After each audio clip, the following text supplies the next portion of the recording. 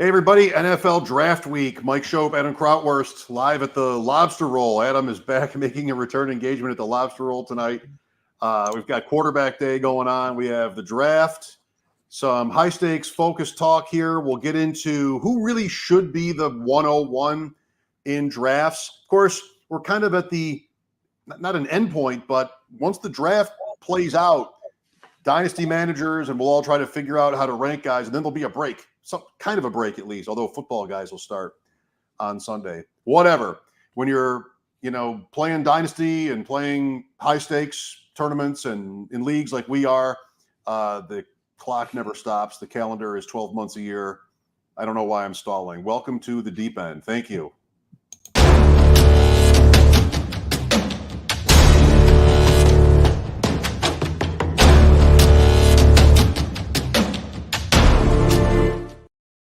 It's not stalling. You just have to, you try to think of a launching point.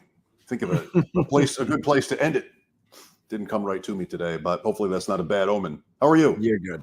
I am frazzled today. I'm not going to lie. Uh-oh. Issues with the computer, issues with, that's why we're zoomed in today. I got no background. The green screen's not working. It's just a day. It's one of those days today, Mike. It's one of those days in the deep end. Extreme close-up edition of the deep end tonight. Extreme Zoomed close-up. in. All right. Well, I have some news. Oh, let's hear it. Let's hear it. I wasn't planning on going to Las Vegas again, but I thought about it a lot, and I sort of felt bad about it, and I realized I did not have a good reason. Like I do not have sort of family constraints or it's airline points, which makes it easy. So I decided to go. I'm going back. Bare knuckle. I'm signed up. We're going to try that again. Do a main event or two out there. Try not to make the mistake this time of having one be online because I didn't sign up on the right field. I don't know. It could be. I should want it to be, Adam, very much like it was in 2021. That week was really great. Yeah, when you said you weren't going, listen. We're all adults here. If you can't go, you can't go. I wasn't gonna, and you didn't tell me in person. I don't think so. I knew I would talk to you about it eventually. But before I even got a chance to talk to you about it, you're like, "I'm in." What was I thinking? And you made the right decision. I think. So I'm excited to have you back out there. And what was the first thing you signed up for when you realized you were going back to Vegas? Bare knuckle is the only thing I've signed up for. The only thing. That's right. I wanted it's the only thing. It was such a fun, difficult challenge. I wanted to do it again. Now, I walked out of there last year. You were there, and I'm like, we're not going to win, but I don't think I got embarrassed here. My first crack at that. Bare knuckle is 28 rounds, 30-second clock, no notes, no pen or paper, no phone. I mean, kickers, defenses, everything. It's just the full Monty, right? Your eyes light up when you talk about the yeah. It's your thing, and I'm man enough to admit that I don't belong in that thing. Like especially after like dumping it on you like a jerk, and just watching everybody's so prepared and so good sharp with the names and stuff. Like I am not ready for that. So I'm glad to see that you're in there doing it again. And I'm more than willing to help you study any way possible. Okay. Well, I know how to do a better job at that this year, more practice. When I sat last year next to Bip, he had, really drilled. Yep. And I sort of just wanted to go through it. I'm kind of lazy when it comes to that, but I don't want to get beat by that. I feel like we were very close. Yes. We never had a terrible week. We just never got our Giants. We never got our Ingram, Barkley, Daniel Jones thing going. Now, that's not actually obviously the chalkiest stack, but that's what came to fruition in that league. And Barkley, Daniel Jones, Ingram, there was never like a good game. I've whined about it on here before, but it's great. The quarterbacks were Jones, Lawrence, and Darnold. Yeah. And I had friends who are not really that keen in fantasy. Like they're just not as into it as we are. They're like, oh, the quarterbacks will get you beat. I'm like, listen, no, I wasn't going to take Lamar Jackson or Patrick Mahomes right away. I feel like this is how you do it. We got Evans cheap after that opening night game where he struggled or didn't have a great game at least. Got Fournette out of that. Yep. And I don't know. I like this. I want to do better at the bottom. The bottom of drafts, I think we should spend shows on it. Yeah. I mean, it's critical, especially in best ball. In a redraft or a main event, you're going to cut those guys, but not in best ball. Like you got to get the last third of your draft right. Yeah, I think that's super important to talk about. We weren't planning on talking about this, but I just add a little nugget. Like we talked to the Football Guys champs last week, and they cut every player between rounds 12 and 20, except for their kicker. And then, the Draft Sharks Invitational is best ball, and I came in second overall. And I just remember I couldn't get a game out of anybody. I think to me, best ball, what I learned last year was that you gotta have a floor with those later round picks. And I think, we talked about it a little bit last week in our Dynasty pod, talking about guys like, Julio Jones, stuff like that. Yeah, maybe they're not going to be, our team's not going to be built around him, but, as our fifth receiver, it's not best ball, but as our fifth receiver, he has a nice floor when he plays. And so I think I need to build a floor into my kind of best ball projections. And draftsharks.com actually does that in their draft war room. They have a ceiling and a floor and all that type stuff. So I think that's really helpful. A better handle on those later guys, then maybe you just get kicker out of the way a little bit earlier and defense out of the way a little bit earlier so you don't get stuck. And if you have those end names right, then maybe that will pay off for you. But you still have to get lucky at the top too. Like there's one winner. And so, but that team had Debo on it. That team had Fournette on it. That team had maybe Deontay. Like it was pretty good. Najee. Yep. Close. That's right. Fifth place, I think we got fifth. Yeah, but I'm excited to go back. Do we go to Craft Steak again or someplace different? Listen, you're taking the lead on food. The reason why I haven't done, I registered for the $2,500 auction. I think I registered for that. It's the only thing I registered for because I need to wait and see if the Bills are playing in LA. Because I don't know if I'm flying to LA and then coming to Vegas Thursday. Like I don't know what I'm doing. Am I driving to LA from Vegas and turn around and coming back? See what the schedule says. Once the schedule comes out, then I'll be able to know when my flights are coming in, what drafts I'm going to be in. So that's what I'm waiting for. I think it's May or early May. I feel like it. Do you know what the date is on that? Yes. So on Thursday night for round one, they're going to announce the week 2 Thursday night game, which is significant to the league because it's the first Amazon Prime game with Al Michaels. Okay. So they're going to announce that first during round one on Thursday night. The rest of most of the rest of the schedule is 2 weeks away from then, two weeks from Thursday. Okay. A couple things will be leaked earlier that week. And maybe that includes the opener. But by 2 weeks from Thursday, we'll have everything. Perfect. That's what I'm waiting for. We can't go to the same restaurant, but I'm an MGM guy now, so maybe we will end up there. It was amazing. It was so good. So good. All right. So anybody else who's going out there, we met a lot of people last year, but anybody new wasn't there, whatever, please let us know if you're going to be in Vegas because really like the expo, a big point of the big part of the appeal and the reason for going is those meetups and there's time around drafts easily. So got to go to Naked City Pizza again too. I'm going to want to do that. You didn't make it there last time. But... No. Are you going to be doing something from there this time? I don't know yet. Okay. Maybe. I haven't talked to Chris yet, but maybe. I like it. Okay, so Thursday. Why is everybody watching, listening to fantasy football content right now, like this week, because of the draft? And this is a high stakes focus show, not so much Dynasty. We do Dynasty on Thursday nights.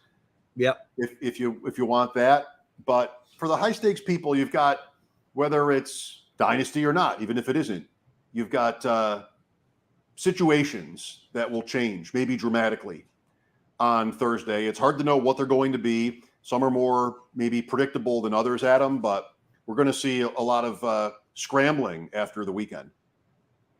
Yeah, I'm really this is what we've been waiting for months and months, waiting for this draft because I don't want to say this is so stupid to say, but the ADP gets stale this time of year.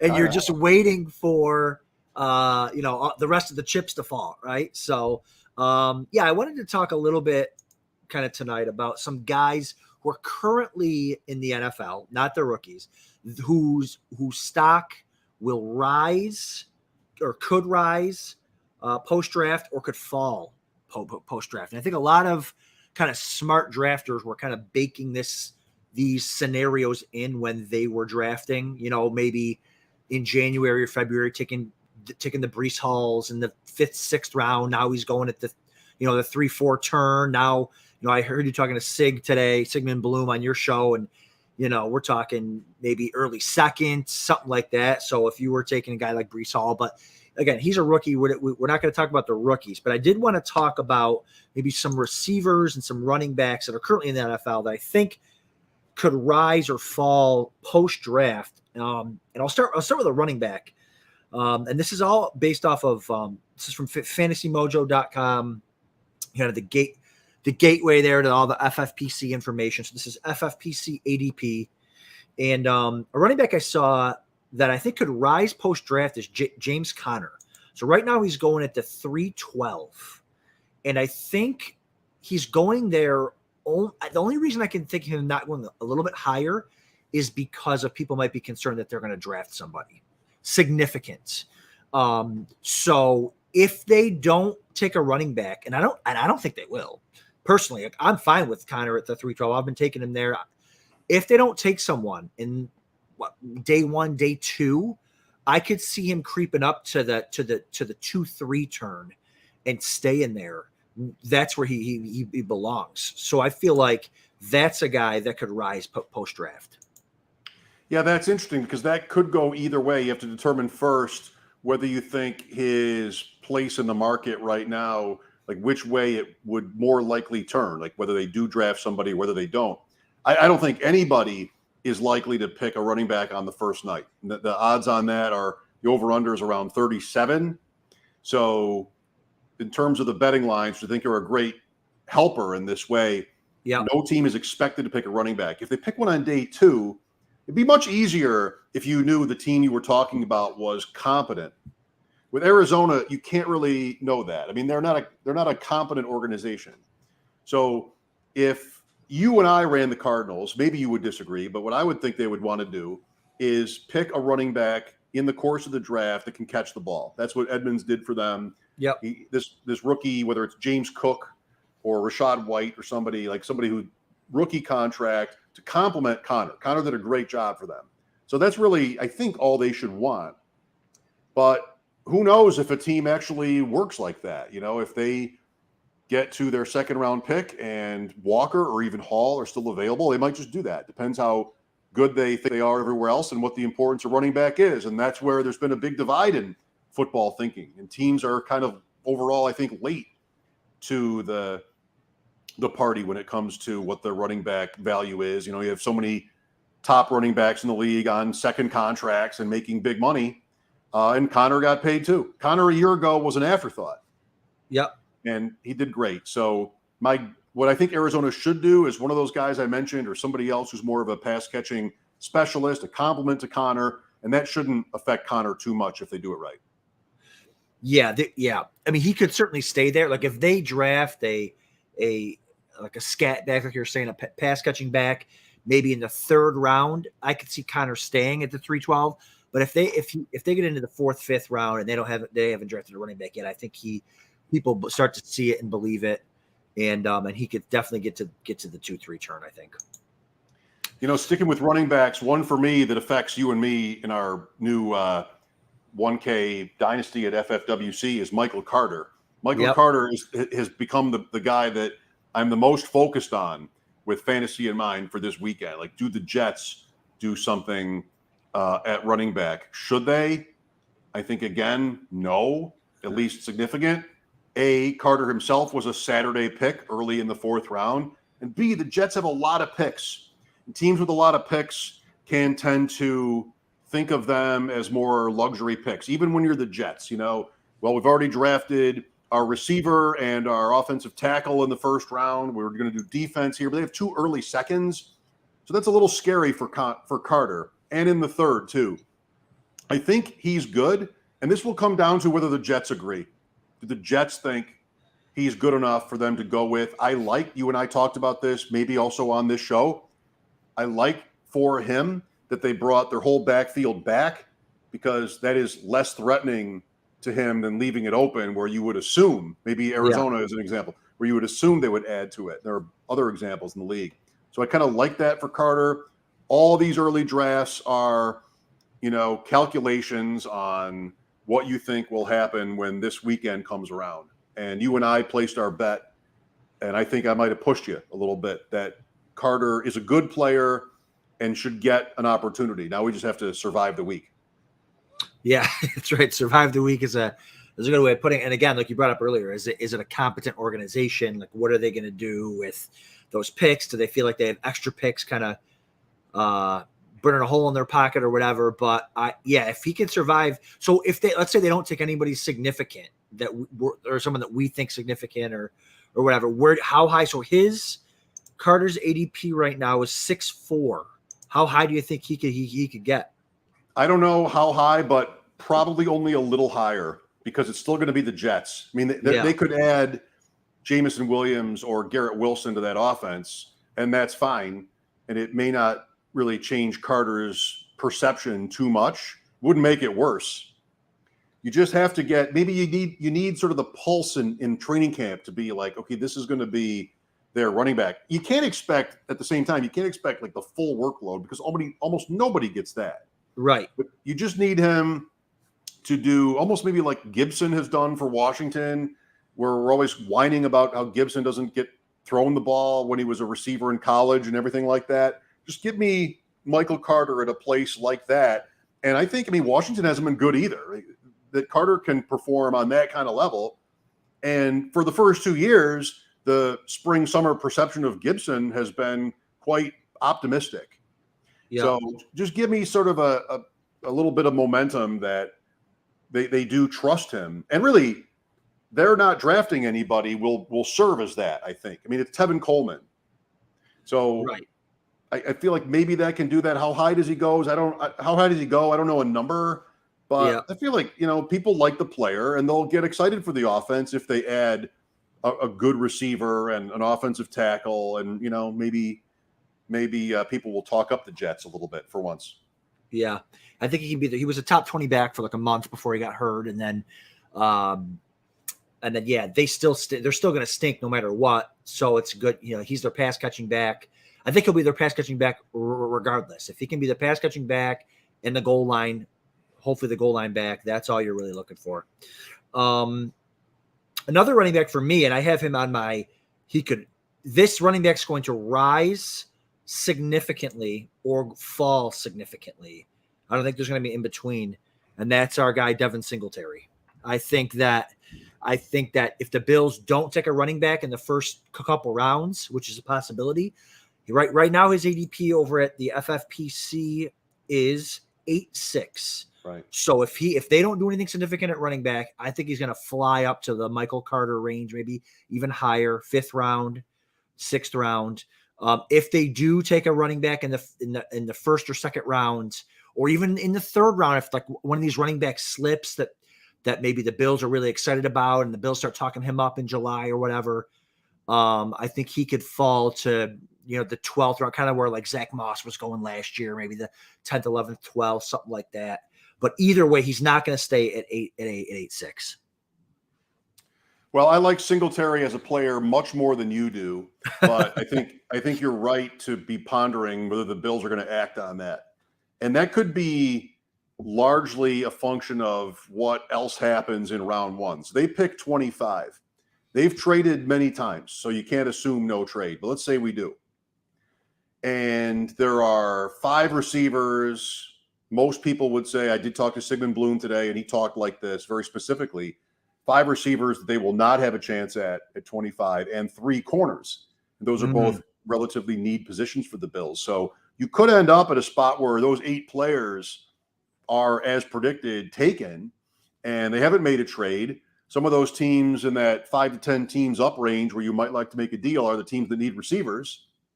So then what? Then you might think, well, I've got this grade on a corner later or a wide receiver later, maybe there's even a trade down. And if they're able to pick up Hall or Walker in the top half of the second round, even after a trade down, then that will be bad for Singletary, no doubt. He's still, if there's no pick or there's just like a Saturday pick, he's still pretty much capped when it comes to his ceiling. He was on the field all the time, but you can't really expect goal line, and their passing offense has been so good. So I'm still not too excited to draft him. But yes, I mean, Breece Hall would wreck him in fantasy. Yeah, I think Walker would wreck him for sure. It's going to be interesting. Yeah, because I know we talk about the Bills a lot here, but there's a lot of situations. I mean, the Bills are now a targeted fantasy offense, and there's a lot of question marks in the draft. The Gabe Davis, the Singletary stuff. Like, what's going to happen? What are they going to do? I personally think. I really think the Bills are going to end up going corner with that first pick. I think there's maybe 4 or 5 corners in the first round that I think the Bills might like, and I think they really need. That's probably their biggest need, because with Trey White with the ACL, that's probably their biggest need right now. And like you said, I think the Bills brass take pride in being viewed as being smart. And I think that if they might not take a running back, even because people will say it's not smart. So I really think it goes corner, receiver, running back to me in the first round of what I think that they'll do. I could be completely wrong, but if I had to place a bet, that's what I think it would be. But like you said, Packers, Chiefs could try to move up to get that receiver. Bills could trade back to the end of the first and grab Breece Hall or something, and that would be interesting and kind of cool. So, and the Packers first pick is in front of the Bills at 22. I talked to Evan Silva yesterday from Establish the Run, that's on our WGR show here in Buffalo, and he's like, he kind of like said what you said, which is trust their process. I know it's a cliche, but the Bills are a good process team, so you wouldn't expect them to pick a running back in round 1 because no good process team would do that. He also said that on their mock draft show yesterday or today. I want to bring up a name that I haven't heard anybody else talk about as someone who's, like, relatively speaking, at risk here. But what do you think about Austin Eckler? I have him on my list here. You do? Okay. I do. Yeah, well, that's good. So let's. You're ready to talk about him too. I mean, yeah. He is a top half of the first round best 1.4. 1.4 is his ADP. 1.4, and he has been prolific, and everybody loves Austin Eckler, especially fantasy players who love him because he's great in fantasy and because he comes on our shows. That's right. So he likes fantasy. He talks it. He seems like a great guy in that way, but not big. And they have not, to my eyes or understanding, they have not found a complimentary back for him, and it's not for a lack of looking. They have tried different guys: Joshua Kelly, Justin Jackson, Roundtree. Eckler held up. He had a great season, high on the touchdowns. I think he's he doesn't quite rate to me next to Taylor and McCaffrey and that kind of caliber and the top receivers in this draft. I've drafted him a few times, but it's a little bit reluctantly because I can't find another running back I like more.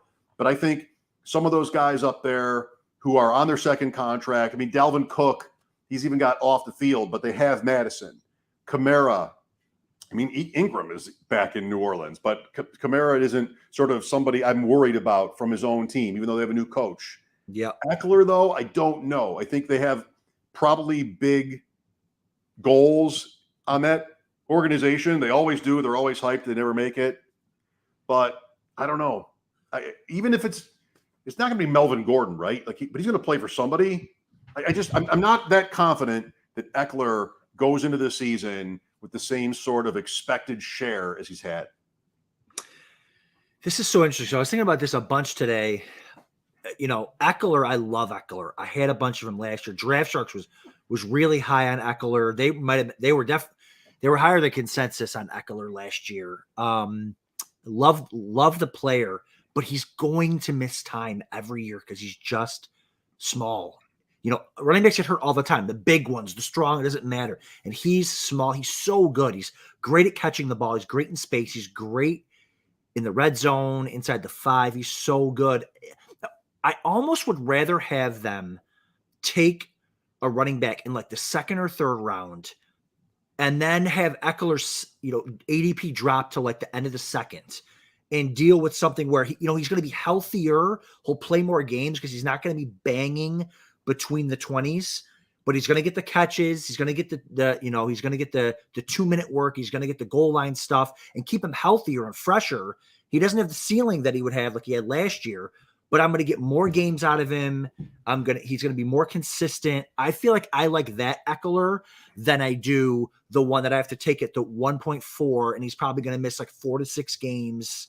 And I like the idea of having me, and we're going to talk about this all off season, like we always do, handcuffing running backs. I like the idea of having, like you said, with Dalvin Cook, he's got a nice handcuff with Madison. I like the idea of having, okay, maybe I've got an injury-prone running back in the first, but he's got that solid handcuff. I know that when he goes down, because that was the problem with Eckler too. You picked up all those Justin Jackson, Josh Kelly. They weren't any good. Like you couldn't really use them. But if you've got a real nice handcuff back that you can handcuff with Eckler, I think that helps with the drafting of him. So, but again, like if they take a running back in the second or third round, I think he drops. Does he drop out of the first? Maybe, probably. Depends on who the running back is. But I think you're right. I think that they should be looking to take one. So he was on your list. You have anybody else? For running back, the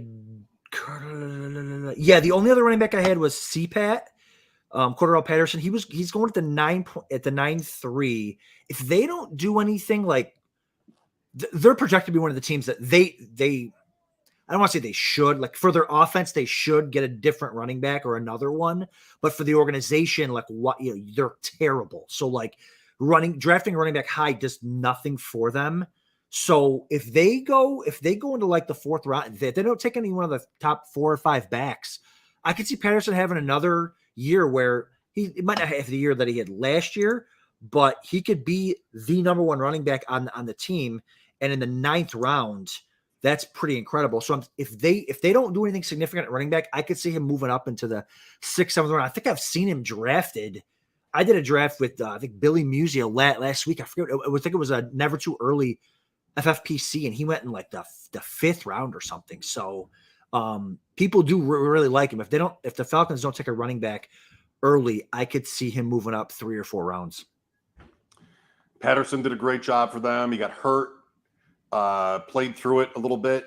He's somebody that everybody likes, but Atlanta needs everything. Maybe they end up not at running back because, again, if they're competent, they wouldn't necessarily push there. Who cares? And just go draft 3 wide receivers and linemen and just go fill out your roster because they need a lot. They shouldn't worry too much about running back.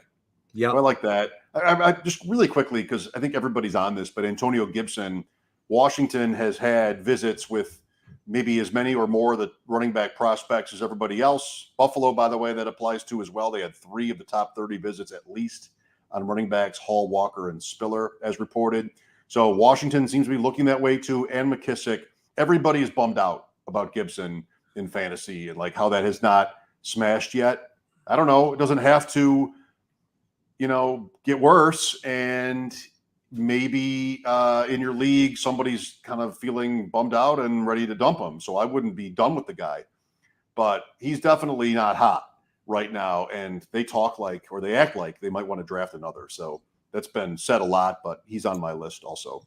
Wild. Crazy. So survive the week. Receiver. So one of the receivers that I have rising, I have a couple of late guys, but I think one, MVS, Valdez-Scantling. I hesitate to kind of put this because I do think they're going to probably draft one, at the end of the 1st round there, or even in the 2nd round. But they did pay MVS quite a bit of money. His ADP right now is at the 11-12, so the 11-12 turn there. If they don't do anything significant at receiver, I think he moves up 3 rounds, maybe to where like Mecole Hardman used to go, at the 8th and somewhere in the 8th round, because you just got Juju and you got Kelsey and you got Mecole there still. So he's a guy that could rise 3 or 4 rounds if they don't do anything at receiver, but I think they will. What do you think? Well, so what I've been working on the last couple of weeks is building out spreadsheets with a better way for me to see how much of each guy I've got. Yeah. It's more teams all the time, and then I can put in how much money I'm spending on the league and really see what my investment is. And so I did all that in the last 10 days. And I have 3 receivers the most often. And it's Diggs, which is, I mean, I'm not a homer. It's mostly just the way the builds fell. I mean, we talked about Eckler. I want a receiver there, and then I might want another one. And I'm just getting to Diggs a lot. I didn't want Debo, so I'm getting to Diggs a lot. The second is Jerry Jeudy, which is, I think, mostly luck. Like I'm sort of falling into the right slot for Jerry Jeudy, and that goes back to even before the Wilson trade. And the third is MVS, because for me, I have the proverbial flag planted that he's a good player, and his obnoxious quarterback didn't need him or didn't care because he has Devontae Adams and they win every week. So I think he's a good player. And so he goes to Kansas City. When he was a free agent, I was drafting him. And then so Kansas City was a great result for me. Now, they will draft a wide receiver, probably even in round 1. They have the 2 picks there. Yeah. And we have no idea what that will look like with Juju there and maybe even 2 more guys. Like, it's hard to know. But there was a financial investment in MVS, and hopefully that carries some weight. So I'm on him too. Yep. So that's a guy that I think could rise. More receivers. I have Marquez Callaway. He's like one of these late round guys. You know, you were talking about late. He's going at the 18-12. He was a preseason darling last year for the Saints. I fell into the trap for sure. And I think I took him. He was going off like the week I was in Kentucky. And I was taking, and in Kentucky, you have to start 3 receivers. And I was taking him on like the 8th round because he just was, not only was he getting the targets in the preseason, you know, the Michael Thomas, you know, I was off of Michael Thomas, and Callaway was making some great catches in the preseason, making great plays. I'm like, oh, this guy's about to explode. And then I don't know what happened. It never materialized. There was a bunch of other receivers kind of in the mix, Harris and stuff like that. So it just didn't work out. But if they don't, Michael Thomas is back. Maybe Callaway's more of a complementary player. They got Winston back. So maybe he's better off as a wide receiver 2, speedy, deep down the field guy. And maybe he could out, if they don't take a receiver high, does he go maybe the 13th round, 14th round, somewhere in there? Again, it's not, it's not a killer pick, but it might be 5 or 6 rounds ahead of where he's going now. Yes, I just can't believe they won't pick that player. Like they traded back into the middle of the first round to get a second. It's another bad Saints trade by the numbers, but they had to have somebody else there. And you come back this year with Jameis and with Kamara and then Thomas back.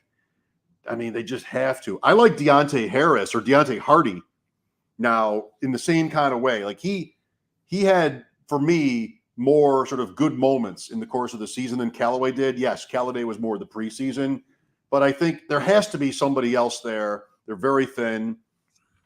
And, depending on how their defense looks, they could be in games where they need to throw all the time. And they have Jameis Winston. Like last year, it didn't really come out that way with Peyton, but Jameis Winston in his career has been a guy who he's going to throw tons of passes, big plays on both ends.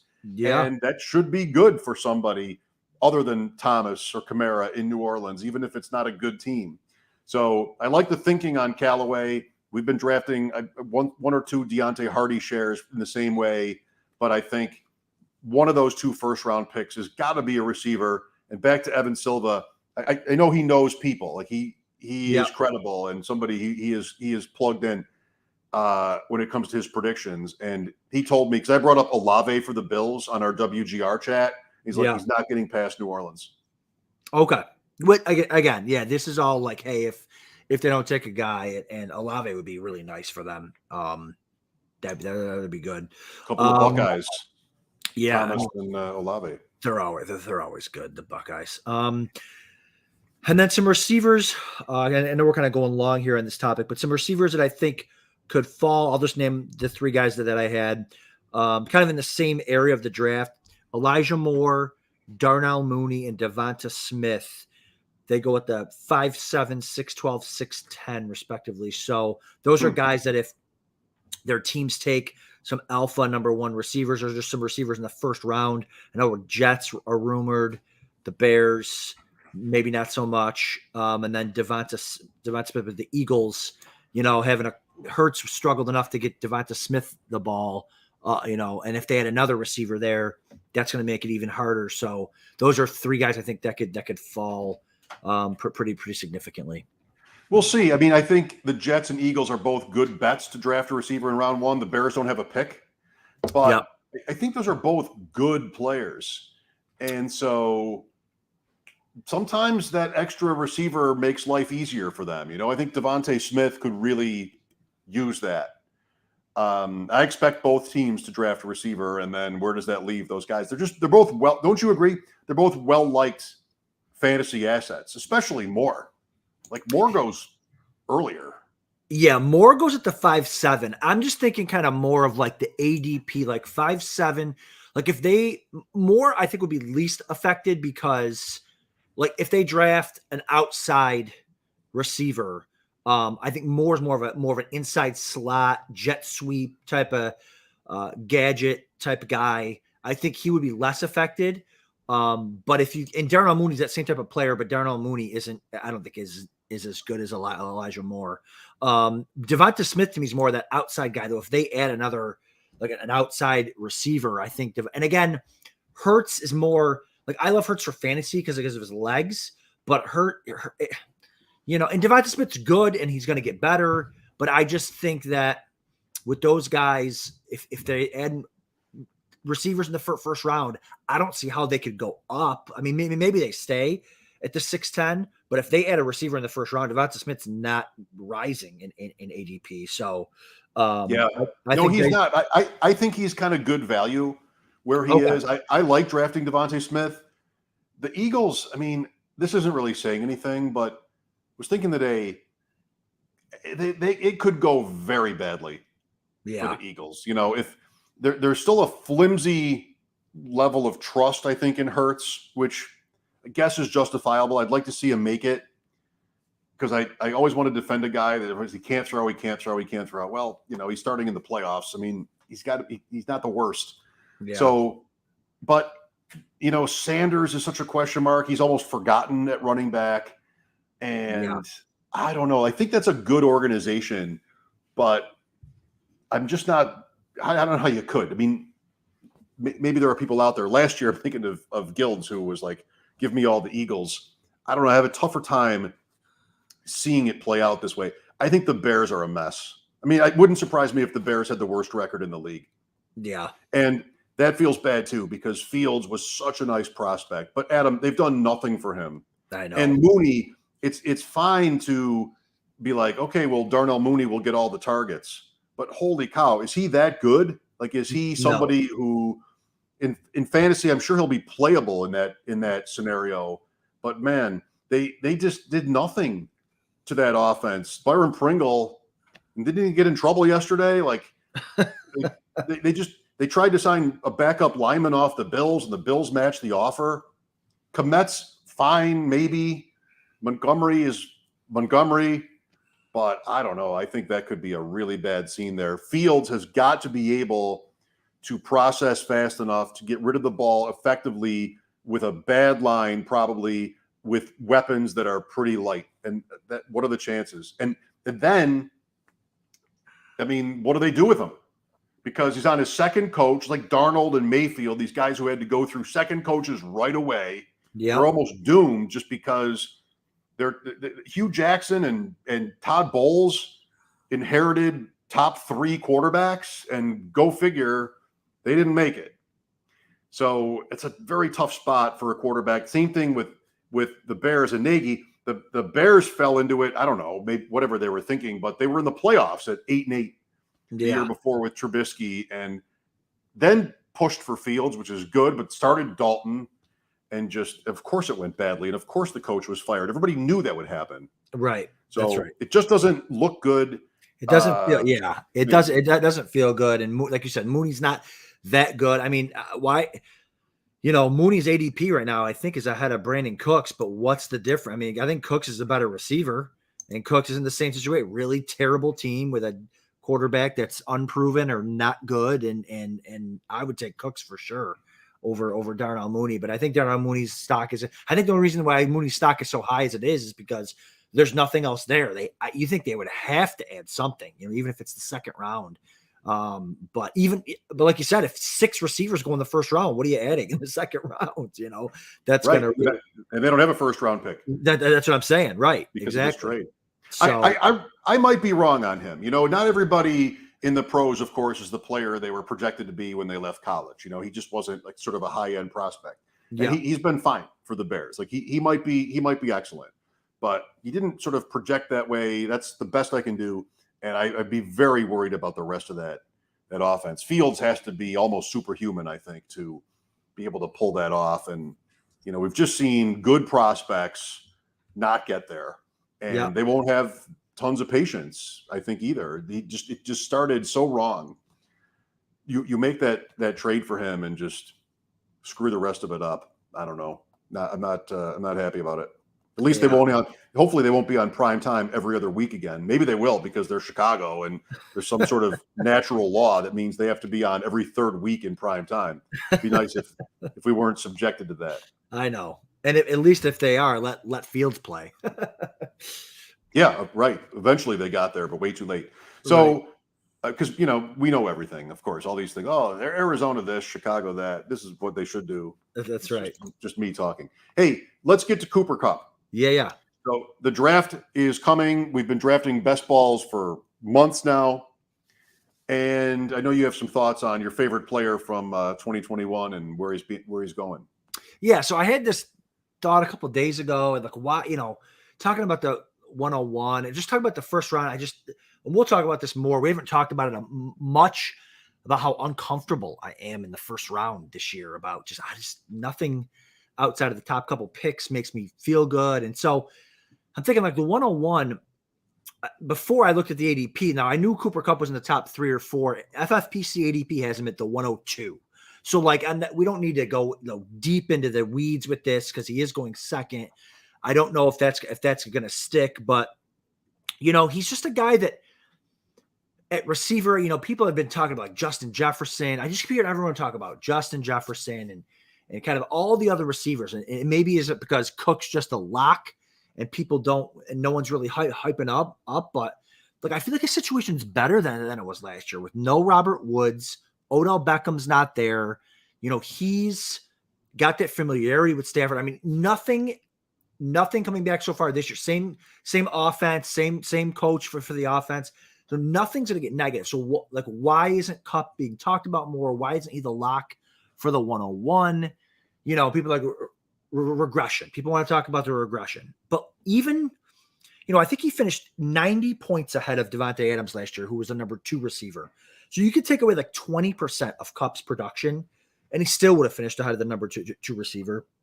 Excuse me. He finished, ahead of JT, who was number 2 overall. He finished 65 points ahead of him in PPR. You could have taken away 10 of his 16 touchdowns. He still would have finished ahead of Jonathan Taylor. So the regression's coming. I get it. But I don't see anyone there. Like Jonathan Taylor was the number 1 running back. He had like the 15th best number 1 running back season in the last like 20 years. Like he wasn't an all-world number 1. More committees than ever. That's right. Yes.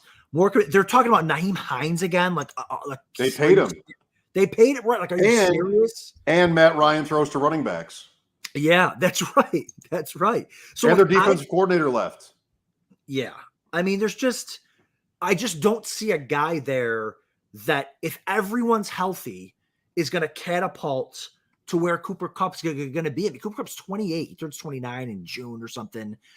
He's not one of these tiny little, like we get used to these like tiny little slot Wes Welker. He's 6'2". He's a big boy. Like I don't, as long as they're smart with him and him and Stafford are on the same page, I see him smashing again. Last year was a record breaking. He was unstoppable. But to me, safety in the first round is key. Like Jonathan Taylor, there hasn't been a back-to-back RB1 since Priest Holmes in the early 2000s. So the chances of Jonathan Taylor being up there again are slim. So like safety to me with the 101, you could say that about Jonathan Taylor too. Like, well, yeah, maybe he won't finish number 1 overall, but he's healthy. He's a lock for a top 3 or 4. Fine. And we're not talking about Christian McCaffrey, because the reason why McCaffrey doesn't go 101 is because people don't think he's broken. If you think he's broken, fine. Don't take it. But Kupp to me is as safe. He has that safety and that ceiling to be. He was the 4th highest scoring player last year. Nothing's changed. It's only gotten maybe better. Van Jefferson's the only guy there with any rapport. I mean, Allen Robinson, I really like, and I'm going to have a lot of Allen Robinson, but he doesn't have a rapport there yet with Stafford. So I don't get the 101 a lot. And I probably, but in like auction drafts where you can go ahead and pick your own 101, I would probably spend the most on Cooper Kupp. I love it. I'm turned on, actually. I'm literally turned on, because this is how you win money. Yeah. I mean, this is how you win money. That's right. And he doesn't have to go 101, but you can get him in those auctions probably for less than Chase or Jefferson, or at least thereabouts. I love the argument. There's no reason to question Stafford. There's no reason to question McVay. Running back, if it matters, is uncertain. And you're not looking for Cooper Kupp to match the greatest season of all time in fantasy. Right. You're looking at him to just get near it. Look, take Stephon Diggs from 2 years ago. He did not separate from the rest of the league in stats like Cooper Kupp did, but he did lead the league in catches and yards. And, last year was a step back, but it was fine. And you're talking about safety. I feel like it's pretty safe to think Cooper Kupp will give you a top 6 receiver season, at the floor, right? I mean, there are other good choices. Chase and Jefferson are fine. Adams has been great. Hill is on a new team, or Diggs or A.J. Brown. There are other good choices. But you want to not get crushed at 101. It's really interesting. What does it come down to? How many teams do you have, and what's your portfolio look like? For a lot of people who sort of wander into our show, I'm sure they're playing tons of leagues. Is there a running back at 212, or are there 2 running backs at 212 and 301 that you can live with? Is that Chubb, or if you can live with Gibson, or whoever, then there's that question too. But it's good. It's a very good case. Yeah, and I just think that I like him there, and that's a really good point too, Mike. Is how are you going to build your team? Do you like the running backs at the 2-3? I mean, I think what makes it even easier is you're able, me personally, I'm able to get Saquon Barkley at the 2-3 turn. I mean, Saquon Barkley's got the upside of Jonathan Taylor. Like, don't tell me he doesn't, because love it, because he does. A healthy Saquon Barkley versus a healthy Jonathan Taylor. Two rounds later, give me Saquon all day long. So, I like that. I love Chase. I mean, this is a whole show. The first round is a whole show. It's a whole off season, and I just really feel like there's like 2 guys in the first round that I feel comfortable, 2 or 3 guys that I feel comfortable taking, and Kupp's one of them.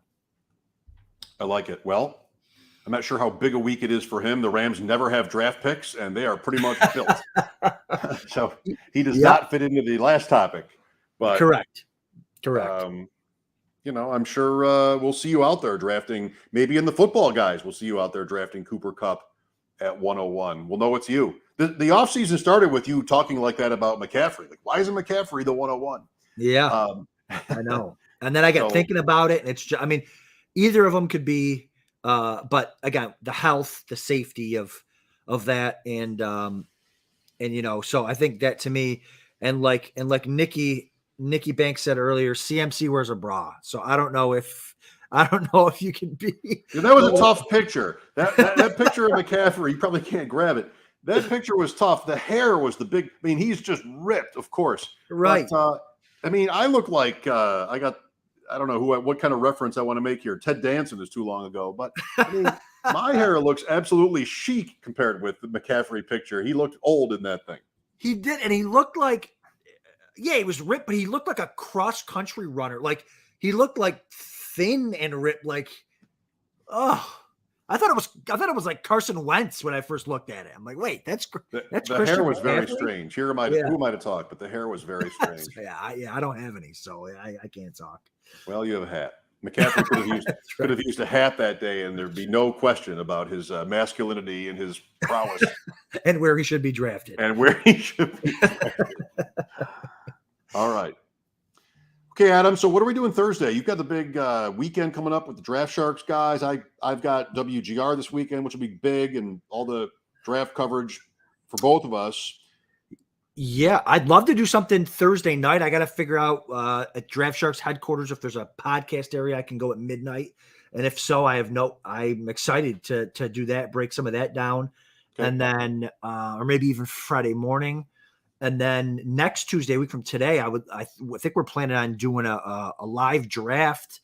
I don't know if we're going to do maybe a football guys or maybe a FFPC best ball tournament. Maybe we can do one of those and get everybody to register for that. So we'll get that information out soon. I think I looked at the best ball tournament. I think it's like 7:00 and 10:00 were the times. I don't think they can change them because it's a season long tournament, but right. Tuesday.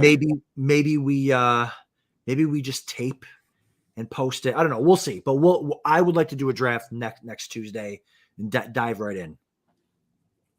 Okay. What do you think? Yeah. Okay. I talked you into doing a draft. Wow. I'm proud of myself. I know. That was so tough.